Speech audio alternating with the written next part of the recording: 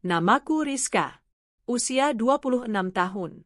Seorang ibu tunggal dengan seorang anak laki-laki berusia 3 tahun yang bernama Alvan. Sejak suamiku meninggal karena kecelakaan kerja di proyek bangunan 3 tahun silam, aku menjadi satu-satunya penopang hidup kami berdua.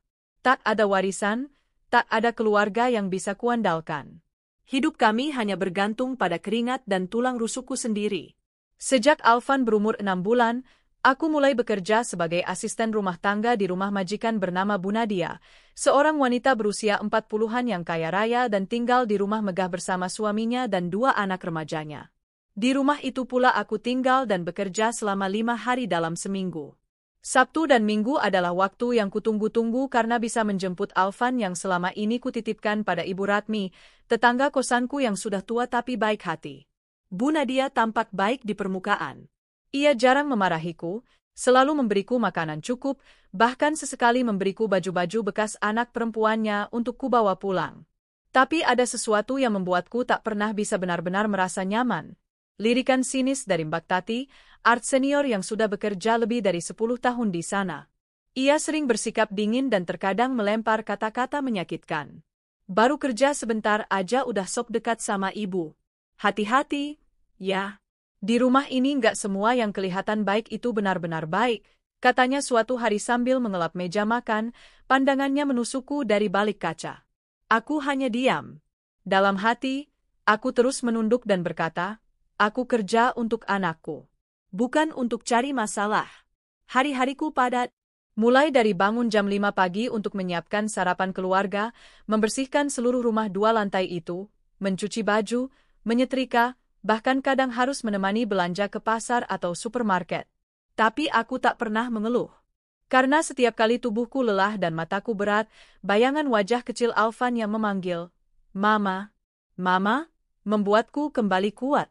Alvan adalah segalanya untukku. Anak yang lucu, pintar, dan tak pernah rewel walau hidup kami serba kekurangan. Saat kutemui di akhir pekan, dia selalu berlari kecil menyambutku sambil menunjukkan mainan yang ia dapat dari sisa uang belanja yang kuberikan pada Bu Ratmi. Kadang hanya mobil-mobilan plastik kecil, kadang hanya sepotong roti, tapi senyum di wajahnya adalah hadiah terindah. Suatu hari, saat aku sedang menyetrika pakaian, Bu Nadia memanggilku ke ruang tamu. Rizka, ini kalung berlian yang baru aku beli minggu lalu. Kamu tahu kan betapa berharganya ini? Katanya sambil memperlihatkan kotak kecil berlapis bludru biru. Aku mengangguk sopan. Iya, Bu. Cantik sekali kalungnya. Aku mau kamu bantu simpan di lemari kamar atas. Di laci yang biasa aku taruh barang-barang penting, ya. Tapi jangan sampai jatuh atau hilang. Ini mahal banget. Kalau sampai hilang, bisa habis kamu, ujarnya sambil tertawa kecil, tapi di balik tawa itu aku bisa merasakan tekanan yang berat. Aku menerima kotak itu dengan hati-hati, naik ke kamar atas, dan meletakkannya persis di tempat yang diminta. Saat keluar, aku bertemu Mbak Tati di tangga. Wah, bawa barang mewah ya? Komentarnya sambil menaikkan alis. Aku hanya tersenyum canggung. Disuruh Bu Nadia, Mbak? Ia tak menjawab, hanya melirik tajam sebelum berbalik masuk ke dapur. Hari itu berlalu seperti biasa. Tak ada kejadian aneh. Sampai keesokan paginya, ketika suasana rumah menjadi riuh tak biasa. Aku taruh di sini semalam. Aku yakin sekali. Siapa yang pegang terakhir? Teriak Bu Nadia dari kamarnya. Aku yang sedang mengepel lantai langsung menghentikan gerakanku. Jantungku berdegup cepat. Rizka, sini kamu. Aku berlari naik dan melihat Bu Nadia tengah mengobrak-abrik laci kamarnya. Mana kalungku? Kamu yang terakhir pegang, kan? Kamu yang simpan. Aku gemetar. Iya, Bu. Saya simpan di laci ini, seperti yang Ibu bilang. Saya nggak ambil apa-apa, Bu. Demi Allah. Tapi matanya sudah merah.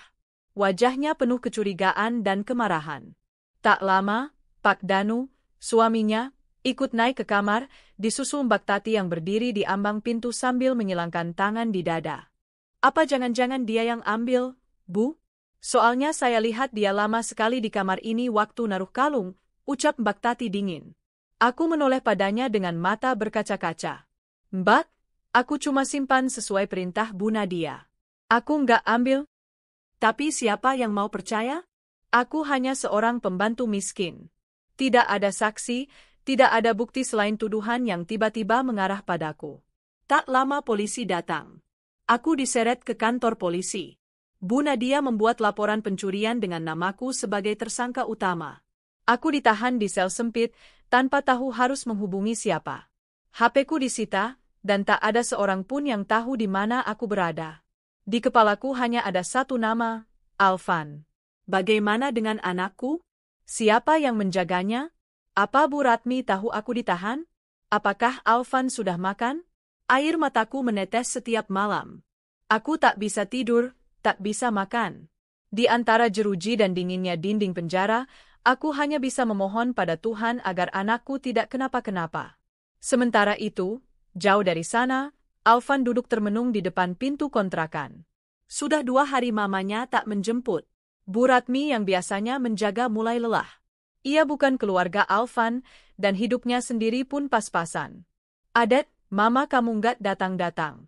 Ibu bingung, nak. Ibu juga harus jaga cucu-cucu ibu, katanya sambil membelai kepala Alvan. Anak itu hanya diam. Matanya mulai sembab karena semalaman menangis menunggu di depan jendela. Hari ketiga, Alvan benar-benar ditinggal sendiri. Bu Ratmi tak sanggup lagi mengurus. Anak itu berjalan keluar kontrakan, menyusuri gang kecil sambil membawa boneka kucing kecil yang biasa ia peluk saat tidur. Tak tahu arah, tak tahu tujuan. Ia duduk di depan toko kelontong, berharap ada orang dewasa yang menanyakan kabarnya. Tapi semua hanya lalu lalang. Tak ada yang peduli. Perutnya lapar. Ia mulai mengemis, menawarkan tangannya kecilnya pada siapapun yang lewat. Mama, mana mama? Bisiknya pelan. Alvan masih duduk di trotoar depan toko kelontong. Wajahnya yang biasanya ceria kini lusuh. Hidungnya berair, rambutnya kotor, dan bajunya pun mulai dekil. Sudah 3 hari ia tak bertemu mamanya.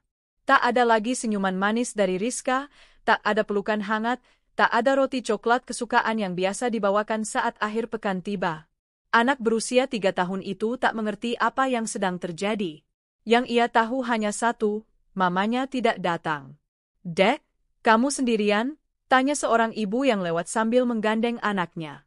Alvan mengangguk pelan, matanya menatap boneka kucing kecil yang ia peluk erat.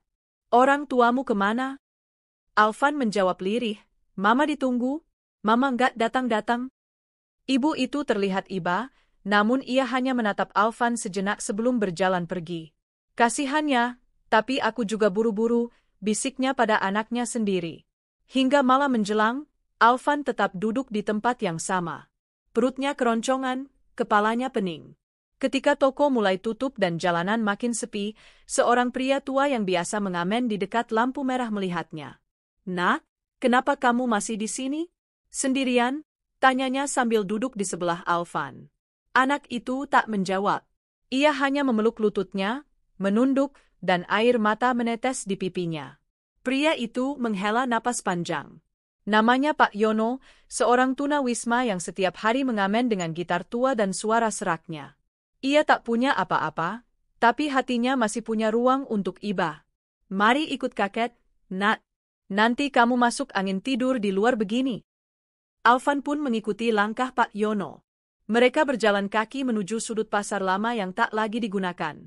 Di sana ada gubuk-gubuk kecil dari triplek dan terpal bekas, tempat para gelandangan tidur.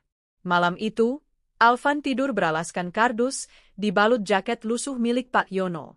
Besok kita cari makan, ya. Kakek ngajarin kamu minta-minta yang sopan. Tapi harus tetap jadi anak baik, ucapnya sambil menepuk bahu mungil Alvan. Sementara itu di dalam penjara, Rizka mulai kehilangan harapan. Sudah 5 hari ia berada di sel yang pengap itu. Tak ada kabar, tak ada yang membesuk, dan ia belum diberi kesempatan untuk membuktikan dirinya tak bersalah. Kenapa aku diperlakukan begini, Tuhan? Isaknya pelan. Aku cuma kerja buat anakku. Aku nggak pernah sentuh barang orang lain. Tangisannya pecah. Kepalanya bersandar di dinding. Dalam hati, ia membayangkan Alvan mungkin masih menunggu di depan rumah Bu Ratmi. Ia berharap semoga anaknya diberi makan, diberi tempat tidur yang layak. Namun, kenyataan lebih kejam dari harapan. Keesokan harinya, seorang petugas sosial datang ke kantor polisi membawa kabar mengejutkan. Seorang anak kecil terlantar ditemukan mengemis di pasar lama. Anak itu menyebut nama ibunya, Rizka. Apakah benar ibu ini?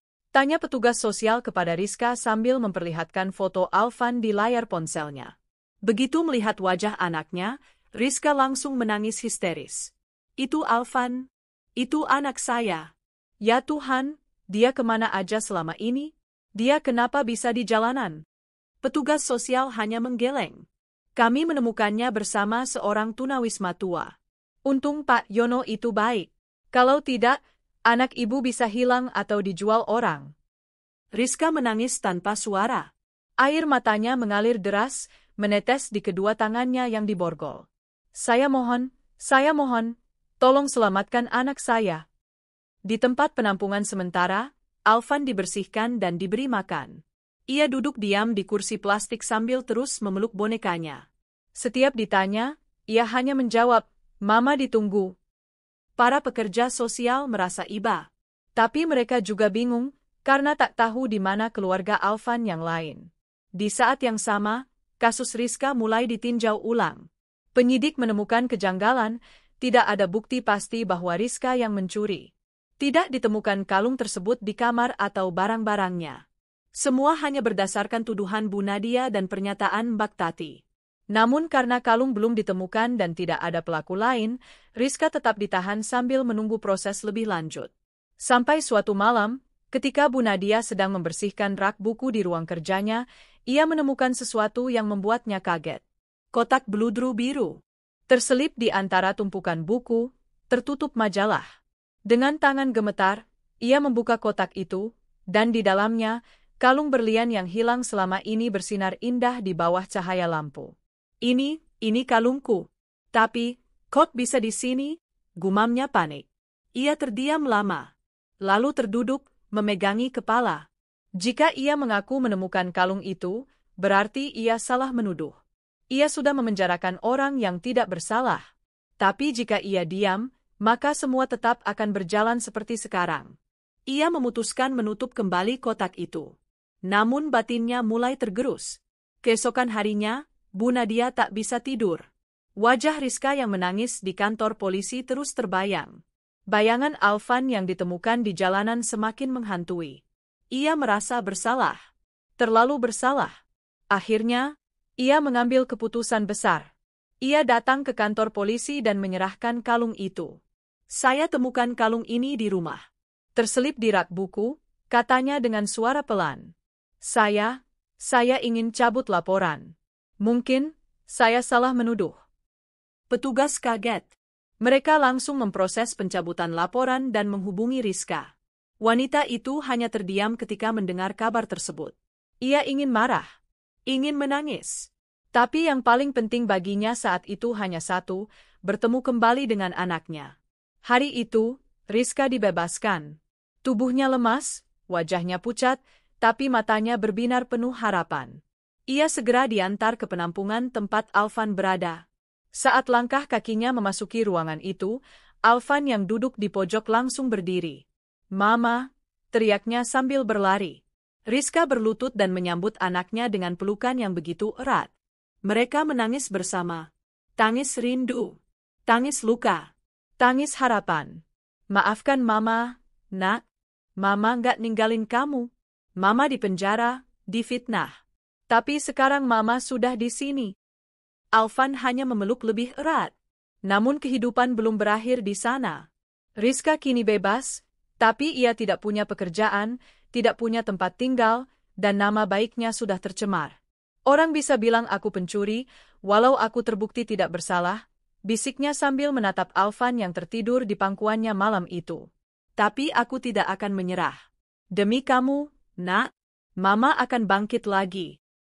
Rizka berdiri di depan kantor tempatnya dulu bekerja, memeluk erat Alvan yang terlelap di gendongannya.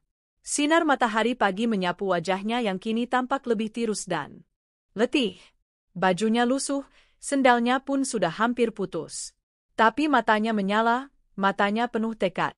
Ia tahu, memohon pekerjaan di tempat yang dulu mempermalukannya adalah pilihan terakhir. Namun ia tak punya siapa-siapa. Keluarganya di kampung sudah lama tak peduli, dan sekarang ia hanya punya Alvan. Langkah kakinya memasuki halaman rumah Bu Ratmi. Ia mengetuk pintu dengan hati berdebar. Beberapa menit kemudian, Mbak Tati membuka pintu. Begitu melihat Rizka, wajah Mbak Tati langsung tegang. "Ngapain kamu kesini?" Suaranya tajam. "Aku cuma mau bicara baik-baik." "Boleh, Mbak?" tanya Rizka pelan. Mbak Tati menggeleng. "Bu Ratmi nggak mau lihat kamu. Kamu sudah memalukan keluarga beliau." "Tapi aku nggak bersalah. Sudah jelas kamu dituduh mencuri. Dan tuduhan itu salah." Bu Nadia sendiri yang mencabut laporan. "Kalung itu ketemu, bukan aku yang ambil." Mereka berdebat cukup lama hingga akhirnya Bu Ratmi keluar, berdiri di balik Mbak Tati. "Sudah, jangan berisik di depan rumah. Kalau mau bicara, bicara sebentar di teras." Rizka duduk di kursi kayu, sementara Bu Ratmi berdiri sambil menyilangkan tangan di dada. "Aku minta maaf, Bu," ucap Rizka pelan. "Aku tahu nama baik keluarga ibu rusak karena tuduhan itu. Tapi aku mohon, izinkan aku bekerja lagi. Aku butuh penghasilan. Demi anakku." Bu Ratmi menatap Alvan yang masih tertidur di pelukan Rizka. "Maaf, Rizka," jawabnya dingin. "Aku tak bisa mengambil risiko lagi. Namamu sudah terlanjur buruk. Meskipun kau tidak bersalah, masyarakat tetap akan menilaimu seperti dulu. Dan aku tak ingin reputasiku hancur." Air mata Rizka menetes pelan. Ia mengangguk, meski hatinya terasa perih. "Terima kasih, Bu. Maaf sudah mengganggu." Dengan langkah berat, ia meninggalkan rumah itu. Tapi kali ini ia tak menangis histeris seperti dulu. Ia hanya menunduk dan memeluk Alvan lebih erat. "Ayo, Nak, kita cari jalan lain." Sejak hari itu, hidup Rizka dan Alvan benar-benar dimulai dari nol. Mereka tinggal sementara di penampungan, namun waktunya terbatas. Penampungan itu hanya bisa menampung korban kasus selama 2 minggu. Setelah itu, Rizka harus mandiri. Ia mulai bekerja serabutan. Menjadi buruh cuci di warung makan, mengangkut karung beras di pasar, hingga menjadi kuli bersih-bersih di kios kaki lima. Semua pekerjaan dilakoninya dengan ikhlas, asal bisa membawa pulang sekantong nasi untuk Alvan. Suatu sore, saat sedang mencuci piring di belakang sebuah warung kecil, pemilik warung, Bu Yayah, memerhatikannya. "Kamu rajin, ya? Padahal baru kerja 2 hari." Rizka tersenyum tipis. "Saya butuh pekerjaan, Bu. Anak saya masih kecil." "Anaknya di mana sekarang?" "Di luar warung, nunggu saya. Biasanya saya ajak kemana-mana." Bu Yayah ikut keluar. Di sana ia melihat Alvan duduk di bawah pohon jambu, memeluk boneka kucingnya. Anak itu tak rewel, hanya diam sambil menggambar garis-garis di tanah. Kasihan. Tapi dia antengnya," gumam Bu Yayah. Malam harinya, ketika warung hendak tutup, Bu Yayah memanggil Rizka. "Kamu butuh tempat tinggal, kan?" Rizka mengangguk pelan. "Di belakang warung ini ada gudang kosong. Nggak besar, tapi bersih. Kalau kamu mau, tinggal saja di sana. Anggap saja bagian dari gaji. Tapi jaga kebersihan, ya." Rizka hampir tak percaya. Air matanya menetes tanpa ia bisa tahan. "Terima kasih, Bu. Terima kasih." Hari itu menjadi titik balik kecil dalam hidupnya. Ia kini punya tempat berteduh. Gudang kecil itu ia bersihkan dan sulap menjadi kamar sederhana. Ia meletakkan tikar, bantal tua, dan beberapa mainan bekas yang ia temukan di pasar loak untuk Alvan. "Mulai sekarang, ini rumah kita, Nak," bisiknya sambil mengecup kening Alvan. Hari demi hari berlalu. Rizka mulai dikenal sebagai pekerja keras. Ia bahkan membantu mencuci piring di warung tetangga jika warung Bu Yayah sedang tutup. Pelanggan yang datang pun mulai mengenalnya sebagai ibu muda yang ramah dan sabar. Namun tetap saja, hidup tak selalu mudah. Suatu hari, Alvan sakit. Demam tinggi dan muntah-muntah. Rizka panik. Ia tak punya uang cukup untuk membawa anaknya ke dokter. Ia hanya mampu membeli paracetamol sirup dan mengompres kepala Alvan dengan air hangat. "Mama minta maaf, Nak," tangisnya lirih. "Mama nggak bisa kasih tempat tidur empuk, makanan enak, atau dokter mahal. Tapi Mama janji, Mama akan terus berjuang. Malam itu ia tak tidur. Ia berjaga di sisi Alvan sambil terus mengusap tubuh mungil anaknya. Hatinya penuh rasa bersalah, namun juga tekad yang makin kuat. Di sisi lain kota, Bu Nadia masih dihantui rasa bersalah. Sejak kasus Rizka, ia tak lagi bisa tidur nyenyak. Ia terus memikirkan bagaimana hidup wanita yang pernah ia tuduh kini terpuruk. Sampai suatu hari, ia membaca unggahan seorang pelanggan warung di media sosial. Foto seorang wanita muda sedang mencuci piring sambil menggendong anak kecil. Salut banget sama ibu ini. Sambil kerja, tetap urus anak. Katanya dulu pernah difitnah dan dipenjara. Sekarang bangkit lagi. Bu Nadia tercekat. Ia mengenali wajah itu. Rizka. Dengan hati tak tenang, ia mengirim pesan pada pemilik akun. Bertanya di mana lokasi warung itu. Ia merasa harus bertemu langsung. Keesokan harinya, saat Rizka sedang menyapu halaman warung, mobil hitam berhenti di depan warung kecil itu. Dari dalam keluar Bu Nadia dengan langkah ragu-ragu. Rizka membeku. Napasnya tercekat. Bu? Nadia? Iya, Rizka, jawab wanita itu dengan suara gemetar. Ada jeda panjang. Mata mereka saling bertemu, penuh bayang luka dan rasa bersalah. Aku minta maaf, Rizka, ucap Bu Nadia. Aku tahu, permintaan maaf ini tidak akan bisa membayar semua luka yang kau dan anakmu alami. Tapi, aku benar-benar menyesal. Rizka diam, menunduk. Tangannya mengepal. Aku dulu berpikir kau hanya pembantu, mudah disingkirkan. Tapi aku salah besar. Kau jauh lebih mulia dariku. Kau ibu yang luar biasa. Air mata Rizka akhirnya menetes. Tapi bukan karena marah, karena kelegaan. Aku sudah memaafkan, Bu. Sejak lama. Aku cuma ingin hidup tenang bersama anakku. Bu Nadia menghela napas. Kalau kau bersedia, aku ingin membantumu. Bukan karena rasa bersalah, tapi karena aku melihat ketulusanmu. Aku sedang membuka usaha catering. Aku butuh orang jujur dan tekun. Maukah kau bekerja denganku lagi, dengan jabatan yang lebih baik? Rizka terdiam. Ia menatap Alvan yang kini berdiri di dekat kakinya, menggenggam jari-jarinya kecil. Ia mengangguk. Saya mau. Demi anak saya. Hari itu menjadi awal baru yang lebih terang. Rizka tak lagi mencuci piring di warung kecil, tapi membantu mengelola dapur catering milik Bu Nadia. Ia diberi pelatihan, diberi kepercayaan, dan pelan-pelan hidupnya membaik. Ia bisa menyewa kamar kecil di kontrakan yang layak. Alvan bisa bersekolah PAUD. Mereka mulai membangun hidup yang baru, tanpa dendam, tanpa amarah. Rizka tahu, perjalanan masih panjang. Tapi kali ini, ia tak berjalan sendirian, ia punya kekuatan dari luka, dan cinta dari anak yang selalu percaya padanya. Rizka menatap dapur luas yang kini menjadi tempat kerjanya. Lengkap dengan oven besar, alat pemotong sayur otomatis, hingga lemari pendingin ukuran jumbo. Tak terbayang sebelumnya ia akan kembali berada di tempat seperti ini, apalagi bukan sebagai pembantu, melainkan sebagai koordinator dapur. Hari-harinya tak lagi berputar hanya pada panci dan serbet kotor. Sekarang ia mengatur jadwal masak, mendata bahan baku, bahkan memberi pelatihan bagi para pekerja baru. Tak hanya itu, setiap akhir bulan ia menerima gaji tetap dengan bonus. Jumlahnya bahkan cukup untuk menyisihkan sedikit tabungan. Namun, meski hidupnya kini jauh lebih layak, Rizka masih menyimpan luka yang belum sembuh sepenuhnya. Setiap malam, ketika Alvan sudah tidur, ia duduk di teras kontrakannya, memandangi langit. Aku belum bisa sepenuhnya bahagia, bisiknya.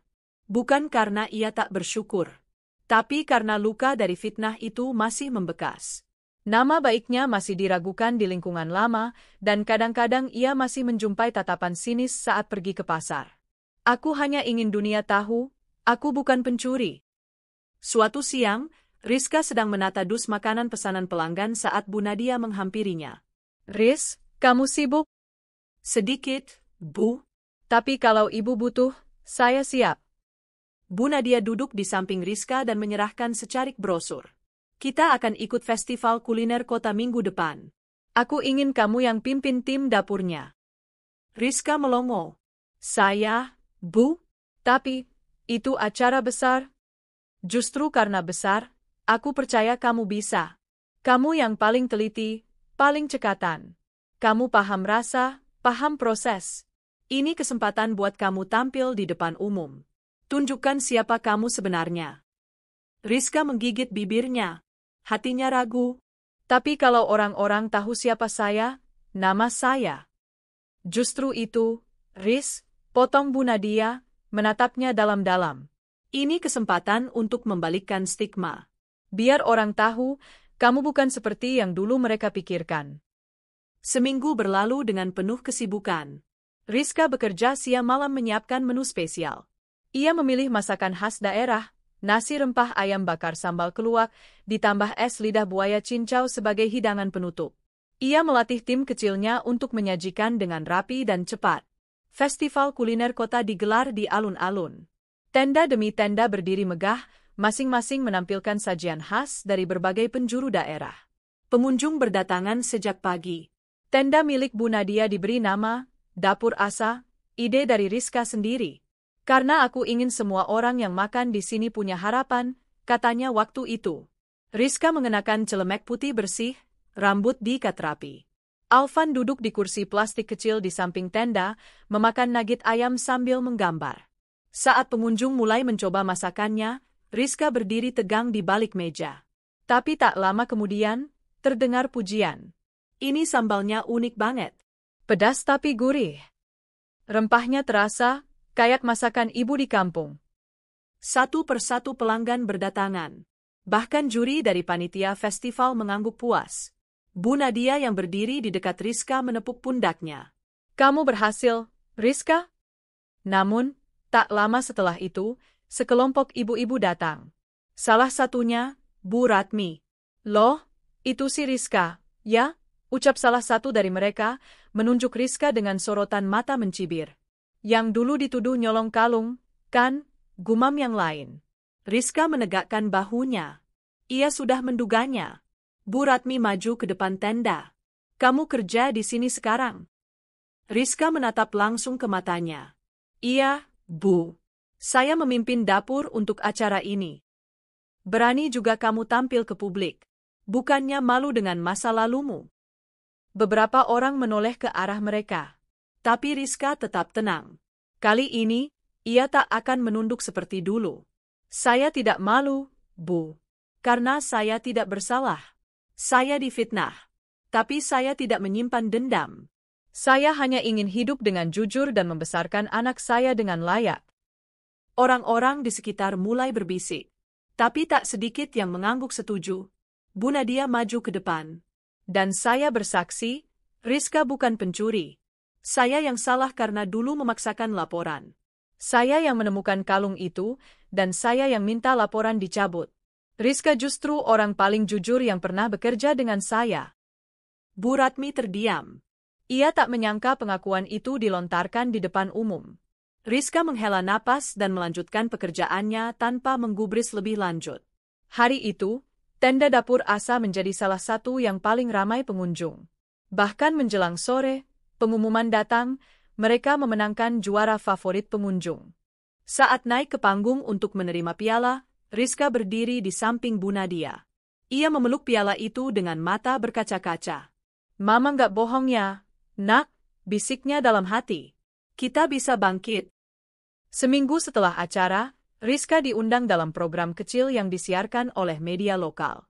Judulnya, Bangkit dari Luka, menjadi koki inspiratif. Ia bercerita tentang masa lalunya, bukan dengan nada dendam, tapi sebagai pelajaran hidup. Kisahnya viral. Tak butuh waktu lama, berbagai tawaran berdatangan.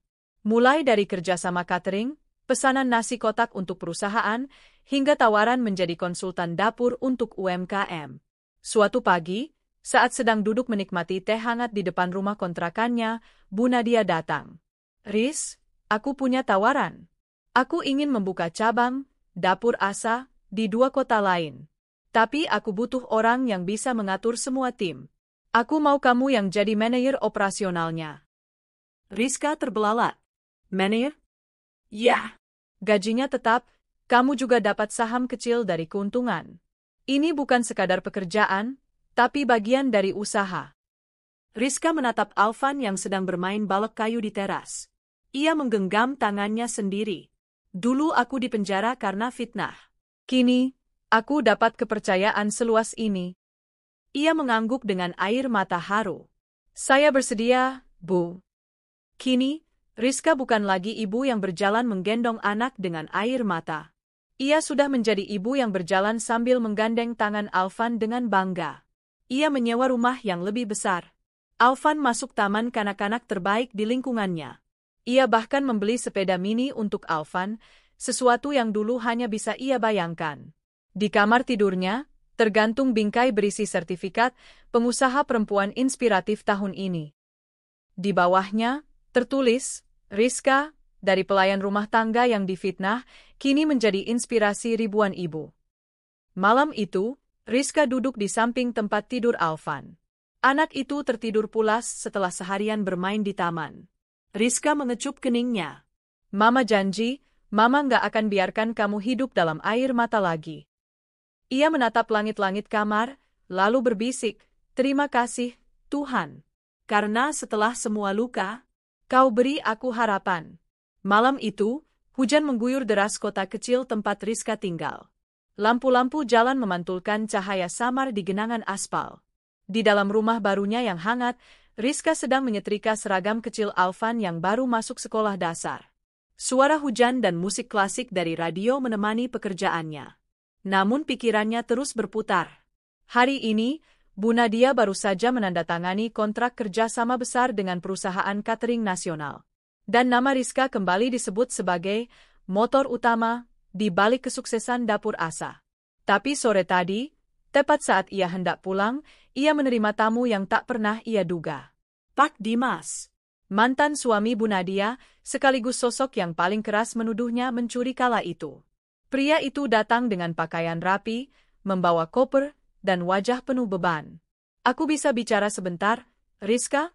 Katanya tanpa basa-basi. Rizka sempat ingin menutup pintu. Luka lama kembali menganga. Tapi ia menarik napas dalam-dalam. Ia bukan lagi perempuan yang lemah. Ia mempersilakannya masuk. Mereka duduk di ruang tamu kecil. Alvan sedang tidur siang di kamar. Aku minta maaf, ucap Pak Dimas akhirnya, memecah keheningan. Rizka menatapnya, diam. Waktu itu, aku terlalu marah. Aku tidak bisa menerima kenyataan bahwa kalung itu hilang dan aku butuh seseorang untuk disalahkan. Sayangnya, kamu jadi korban. Ia menunduk. Aku tahu sekarang bahwa kalung itu jatuh di bawah laci dan Bu Nadia yang menemukannya. Tapi kamu sudah kehilangan segalanya. Bahkan anakmu terlantar. Rizka mengepalkan jemarinya. Ingin rasanya ia meluapkan semuanya. Malam-malam kelaparan, tidur beralaskan kardus, tubuh Alvan yang kurus dan kotor. Tapi air matanya tak keluar. Ia justru menatap Pak Dimas dalam-dalam. Kalung itu hanya barang. Tapi nama baik saya, harga diri saya, dan anak saya, itu tak bisa dikembalikan. Pak Dimas menunduk semakin dalam. Suaranya parau. Kau benar, dan itulah sebabnya aku di sini. Aku ingin menebus kesalahanku. Rizka menarik napas. Bagaimana? Aku punya aset rumah dan tanah di kota sebelah. Aku ingin memberikannya padamu. Bukan sebagai belas kasihan, tapi sebagai pengakuan bahwa aku telah merampas hakmu dulu.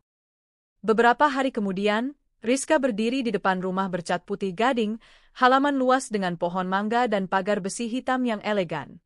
Sertifikat rumah itu kini atas namanya. Namun batinnya bergemuruh.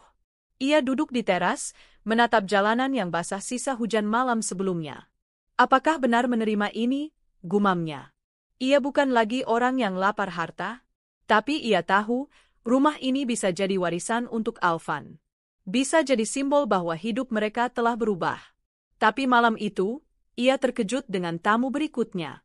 Bu Ratmi, perempuan yang dulu menjadi tetangganya, yang paling keras menyebarkan kabar bahwa Rizka pencuri.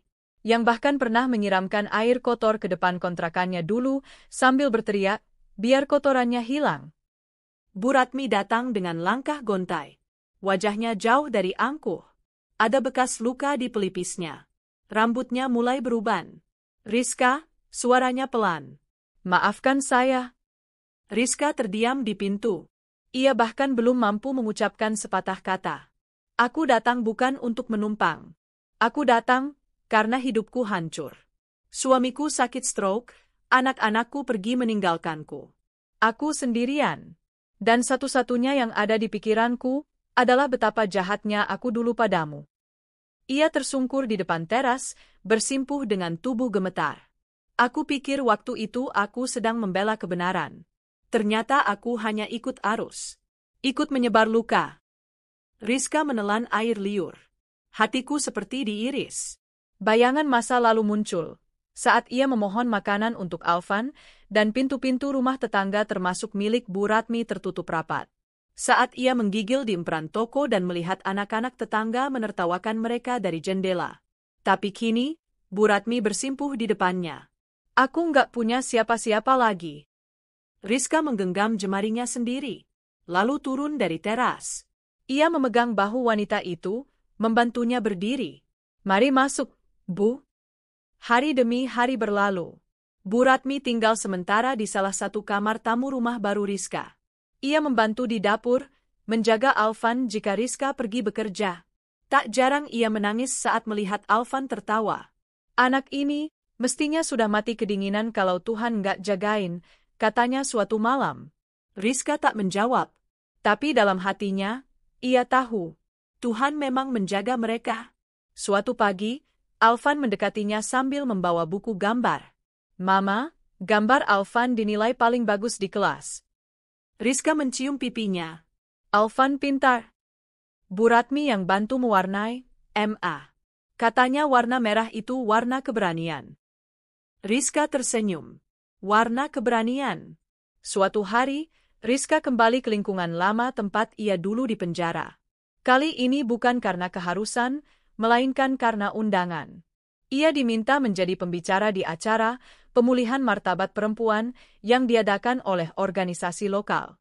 Ia berdiri di atas podium kecil, mengenakan setelan sederhana warna krem dengan jilbab abu-abu lembut.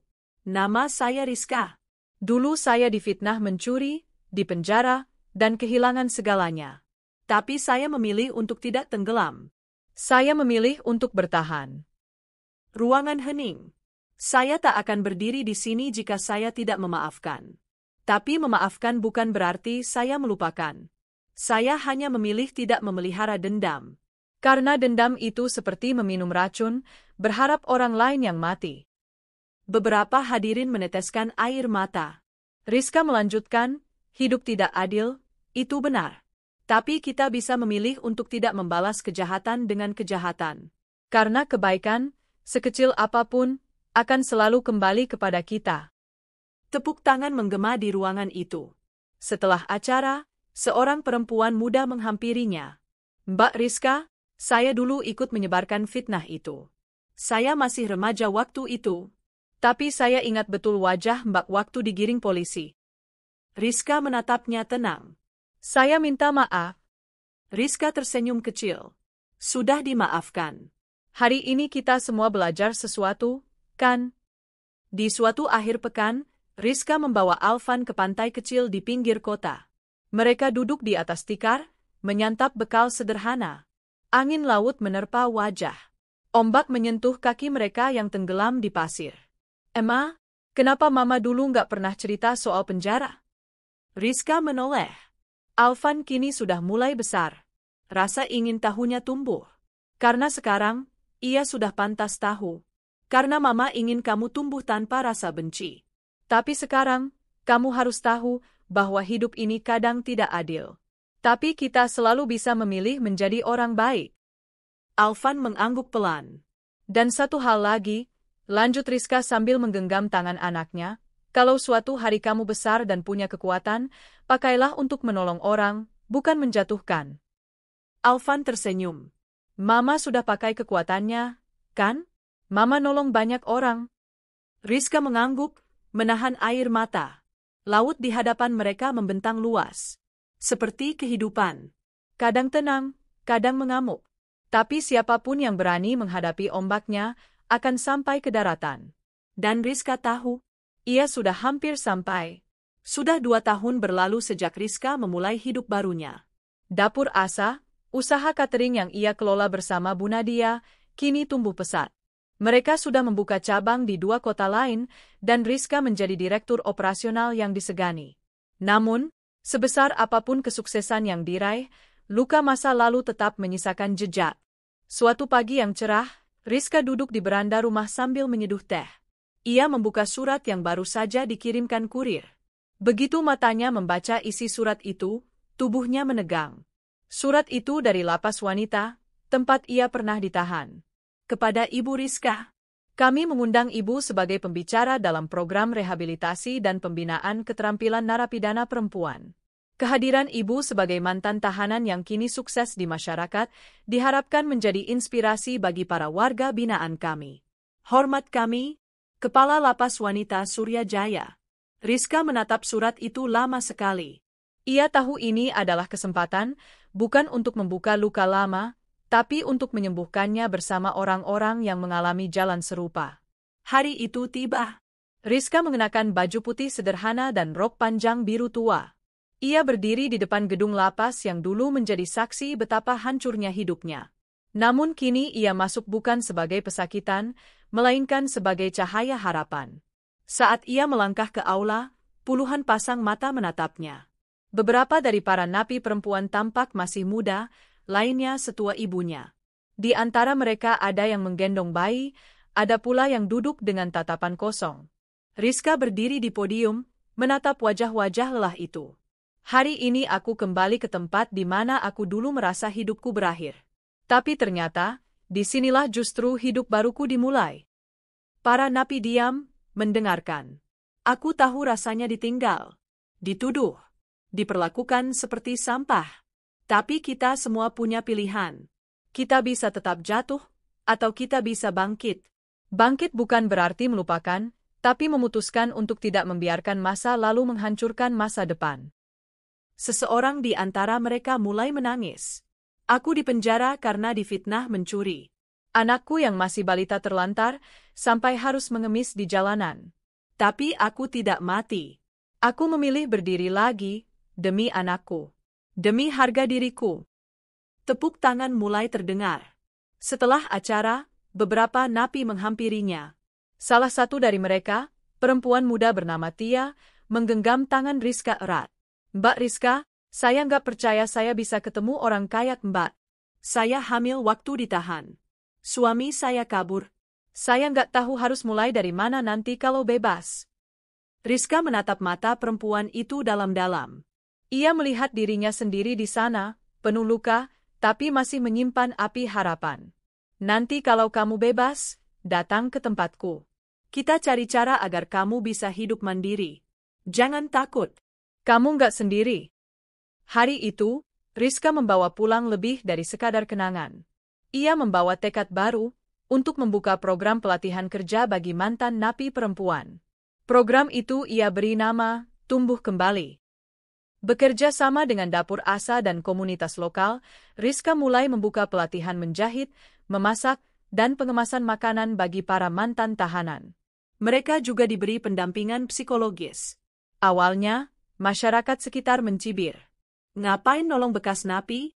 Nanti mereka nyolong lagi. Tapi Rizka tak gentar. Ia berdiri di forum RT, menjelaskan dengan tenang, kalau kita tolak mereka, mereka akan kembali ke jalanan. Bukan karena mereka jahat, tapi karena tidak punya pilihan. Lama-kelamaan, suara sumbang itu mereda. Bahkan, beberapa ibu rumah tangga mulai ikut belajar membuat kue bersama para mantan napi. Salah satu peserta program itu adalah Tia. Perempuan muda itu akhirnya bisa hidup mandiri bersama anaknya. Ia membuka usaha kecil menjual jajanan pasar di depan sekolah. Setiap kali Rizka melihatnya tersenyum, ia tahu semua perjuangannya tidak sia-sia. Namun, cobaan datang tak pernah memberi aba-aba. Suatu malam, saat Rizka baru saja memandikan Alvan yang demam, ponselnya berdering. Nomor tak dikenal. Assalamualaikum, Bu Rizka? Ini dari rumah sakit kota. Kami ingin mengabari bahwa ada seorang pasien kecelakaan yang mengaku kenal dengan ibu. Namanya Bu Asni. Rizka terdiam. Nama itu menampar pikirannya. Bu Asni. Bibinya. Orang yang dulu merawat Alvan, lalu menelantarkannya. Orang yang menggunakan uang kiriman Rizka untuk berfoya-foya saat ia di penjara. Hatinya berdebar. Dia kritis. Dan terus menyebut nama ibu serta Alvan.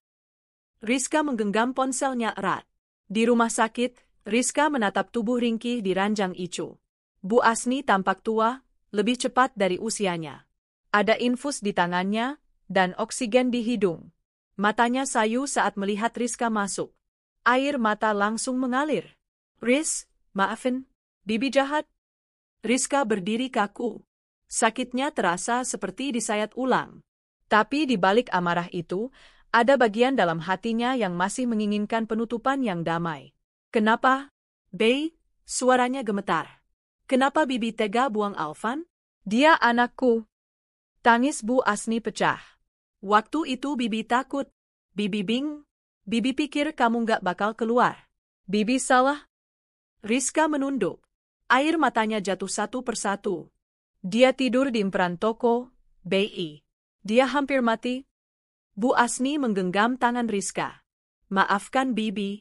Kalau Bibi gak selamat, jaga Bibi di akhirat. Dalam hati, Rizka berperang. Tapi ia ingat pesan ibunya dulu, sebelum wafat. Kalau kamu punya kesempatan untuk memaafkan, lakukan. Itu bukan untuk orang lain, tapi untuk hatimu sendiri. Rizka mengangguk pelan. Aku maafkan, Bey. Malam itu, Bu Asni mengembuskan napas terakhir. Rizka menangis, bukan karena kehilangan, tapi karena beban di dadanya akhirnya bisa lepas. Ia memakamkan Bu Asni secara layak, mendoakannya, dan menutup lembaran lama dengan tenang. Beberapa bulan kemudian, Dapur Asa mengadakan perayaan ulang tahun ketiga. Acara itu dihadiri banyak tokoh penting, termasuk pejabat kota dan organisasi perempuan. Di antara tamu undangan, Rizka melihat sosok yang familiar. Pak Dimas. Ia datang bersama istri barunya. Tapi Rizka tidak merasakan dendam, hanya rasa biasa. Ia menyalaminya dengan senyum tipis. Rizka, usahamu luar biasa, kata Pak Dimas. Aku bangga pernah mengenalmu, meski dulu dalam kondisi buruk. Rizka hanya mengangguk. Terima kasih. Ia sadar, memaafkan bukan berarti melupakan, tapi melepaskan belenggu yang mengikat masa lalu. Acara malam itu berjalan meriah. Ada anak-anak yatim yang bernyanyi, mantan napi yang membacakan puisi, dan Alvan yang memainkan biola kecilnya. Ketika Alvan selesai, ia berlari ke panggung dan memeluk Rizka. Mama, hari ini Alvan bahagia banget. Rizka memeluk anaknya erat-erat. Mama juga, nak? Malam itu, di bawah cahaya lampu gantung dan langit yang penuh bintang, Rizka berdiri di panggung utama. Ia mengangkat mikrofon dan berkata, kalau dulu aku hidup dalam kegelapan, kini aku tahu bahwa cahaya itu tidak datang dari luar, tapi dari pilihan kita untuk tidak menyerah, dari keberanian memaafkan, dan dari harapan yang tak pernah padam. Ruangan itu bergemuruh tepuk tangan. Tapi Rizka tahu, yang paling penting bukanlah sorak-sorai itu. Yang paling penting adalah, ia berhasil selamat dari badai, dan kini menjadi cahaya untuk orang lain. 3 tahun telah berlalu sejak Rizka melangkah keluar dari penjara dengan hati remuk dan dunia yang memunggunginya. Tapi hari ini, ia berdiri dengan kepala tegak di aula pertemuan Hotel Bintang 5, tempat berlangsungnya Women Empowerment Summit, acara nasional yang digelar untuk memperingati Hari Perempuan Sedunia. Di barisan depan, duduk tokoh-tokoh penting, menteri, pengusaha sukses, aktivis, bahkan duta besar dari negara sahabat. Di belakang panggung, pembawa acara sedang bersiap menyambut tamu utama berikutnya. Dan sekarang, kita akan mendengarkan kisah luar biasa dari seorang ibu, mantan tahanan yang kini menjadi pendiri dan pemimpin Tumbuh Kembali Foundation, lembaga yang telah menyelamatkan lebih dari 300 perempuan dari jurang keterpurukan. Mari kita sambut Rizka Pratiwi. Tepuk tangan bergemuruh. Rizka melangkah pelan menuju panggung. Ia mengenakan baju batik modern sederhana, tanpa perhiasan mencolok, hanya bros kecil berbentuk kupu-kupu di dadanya, simbol metamorfosis hidupnya. Ia berdiri tegak, memegang mikrofon. Lampu menyorot wajahnya. Suara gemetar saat ia mulai berbicara. Ada satu momen dalam hidup saya yang tak akan pernah saya lupakan. Saat saya melihat anak saya tidur di emperan toko, kurus, dekil, menangis dalam tidurnya karena lapar. Dan saya, ibunya, berada di dalam penjara karena difitnah mencuri kalung majikan. Ruangan sunyi. Beberapa hadirin mulai mengusap air mata. Waktu itu saya pikir hidup saya berakhir. Tapi ternyata, Tuhan tidak sedang menghukum saya. Tuhan sedang memahat saya. Menjadikan saya versi paling kuat dari diri saya sendiri. Rizka mengisahkan semuanya. Tentang penjara. Tentang Alvan yang kelaparan. Tentang Bibi yang mengkhianatinya. Tentang mantan suaminya yang meninggalkannya. Tapi saya tidak mati. Saya memilih untuk hidup. Untuk bangkit. Untuk membuktikan bahwa satu kesalahan dunia bukan akhir dari segalanya. Ia berbicara selama hampir 20 menit. Setiap kata adalah serpihan luka yang kini berubah jadi kekuatan. Di akhir pidatonya, ia berkata, ketika hidup kalian dihancurkan oleh orang lain, kalian punya dua pilihan, tetap menjadi korban, atau berdiri dan menjadi cahaya. Saya memilih menjadi cahaya. Dan saya tahu, kalian juga bisa. Tepuk tangan bergemuruh, lebih keras dari sebelumnya. Beberapa tamu bangkit dari tempat duduk dan memberi standing ovation. Hari itu, Rizka tak hanya diakui sebagai inspirator. Ia dijadikan role model perempuan berpengaruh nasional 2025. Malam harinya, Rizka pulang ke rumah mungil 2 lantai di pinggiran kota. Rumah itu sederhana tapi hangat, penuh tanaman hijau dan suara burung. Alvan menyambut ibunya di depan pintu. Mama, tadi nonton di TV. Mama keren banget. Serunya sambil memeluk erat. Rizka tertawa sambil membelai rambut anaknya yang kini sudah duduk di bangku SD. Kamu suka ya lihat Mama pidato? Tanyanya sambil duduk di teras. Iya, Alvan bangga. Teman-teman di sekolah sampai bilang, mamamu di TV, ya, katanya sambil tertawa lebar. Malam itu mereka makan malam bersama. Bukan makanan mewah, hanya sup ayam dan tumis kangkung.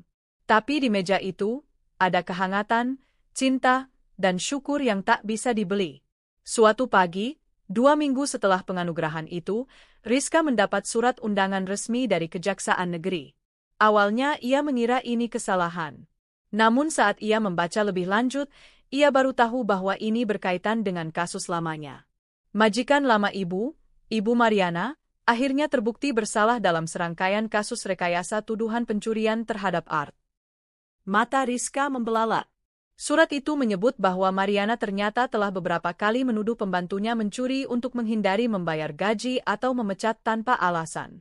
Dalam kasus Rizka, bukti baru berupa rekaman CCTV lama dan pengakuan sopir lama Mariana menjadi dasar kuat untuk menuntut Mariana secara hukum. Rizka diminta hadir sebagai saksi utama. Hari persidangan itu tiba. Kali ini Rizka masuk ke ruang sidang bukan sebagai terdakwa, tapi sebagai pencari keadilan. Mariana duduk di kursi terdakwa, tampak lusuh, berbeda jauh dari majikan yang dulu berdandan glamor dan mengangkat dagunya tinggi-tinggi. Di hadapan hakim, ia tidak bisa lagi mengelak. Benar, saya yang menyuruh sopir menyembunyikan kalung itu agar bisa menuduh Rizka, ucapnya dengan suara pelan. Karena saya kesal, Rizka hendak mengundurkan diri saat itu dan saya merasa tidak dihargai. Ruangan bergemuruh. Hakim mengetukkan palu, menjatuhkan vonis 3 tahun penjara dan denda atas pencemaran nama baik serta perbuatan tidak menyenangkan. Usai sidang, Mariana mendekati Rizka. Ia menunduk dalam-dalam. Saya tahu kata maaf tidak cukup. Tapi saya sungguh menyesal, Rizka. Rizka memandang wajah wanita yang dulu pernah menghancurkan hidupnya. Dulu saya sempat ingin melihat ibu menderita, ujarnya jujur. Tapi sekarang saya tahu, rasa sakit tidak bisa disembuhkan dengan membalas sakit. Saya sudah memaafkan. Tapi biarlah hukum tetap berjalan. Mariana mengangguk pelan. Setelah persidangan itu, nama Rizka semakin dikenal. Ia diundang ke berbagai acara, wawancara TV, dan seminar motivasi. Namun ia tetap menjaga prinsip, sederhana dan membumi. Ia tetap menjemput Alvan dari sekolah setiap sore. Tetap memasak sendiri bila tidak sibuk. Ia masih menanam cabai dan serai di halaman rumah belakang. Suatu hari, Ia menerima surat dari universitas. Kami ingin memberikan beasiswa penuh kepada anak ibu, Alvan, kelak jika ia masuk universitas kami. Sebagai bentuk penghargaan atas perjuangan luar biasa Ibu Rizka dalam membesarkan anak dan memberi kontribusi sosial luar biasa. Rizka menangis lama sekali saat membaca surat itu. 3 tahun kemudian, Alvan duduk di panggung kelulusan SD. Ia mengenakan toga kecil dan medali prestasi akademik. Saat namanya dipanggil, ia berjalan pelan, lalu berhenti dan mengambil mikrofon. Saya mau bilang sesuatu, katanya dengan suara kecil tapi mantap. Saya tahu banyak orang bilang saya hebat, tapi sebenarnya yang paling hebat itu mama saya. Dia yang kerja keras buat saya. Dia yang bangkit dari keterpurukan.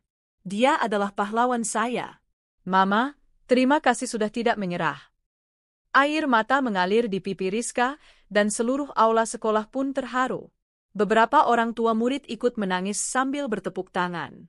Hari itu, semua perjuangan Rizka terasa sempurna. Kini, Tumbuh Kembali Foundation sudah menjangkau 12 kota besar. Ratusan perempuan mantan napi telah berdaya. Beberapa menjadi pengusaha, guru PAUD, bahkan relawan sosial. Di kantor pusat yang baru, ada tembok besar bertuliskan kutipan dari Rizka sendiri. Dari gelap aku datang, tapi aku memilih jadi terang. Karena takdir bisa berubah jika kita punya keberanian untuk melawan. Dan di pojok ruangan, tergantung foto lama Rizka bersama Alvan kecil, duduk di emperan, lusuh tapi tersenyum. Sebagai pengingat bahwa dari reruntuhan, bunga bisa tumbuh. Dan Rizka telah membuktikannya.